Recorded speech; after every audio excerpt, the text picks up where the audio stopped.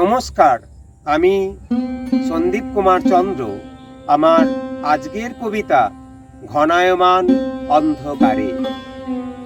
আয়নার সামনে দাঁড়ালে চোখে ভাসে দেবদুর্লভ নিশুতিমা নদী, চিরশুদ্ধ জলে একারই প্রতিচ্ছবি। দিনকে দিন অনেক ভুলিয়ে ভালিয়ে মনের ওগ্রানো ব্যথাগুলোকে উপেক্ষিত করে রেখেছিলে। সেই এগিয়ে থাকা খেলোয়াড় দেরিতে হলেও শেষমেশ ধরা পড়ল।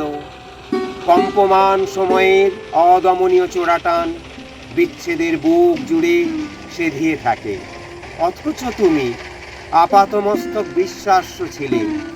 সেদিনের সহজগম্য চাঁদ জ্যোৎস্নাই আজ নিসম্পর্কিয়ার মতো অসুরক্ষিত করল।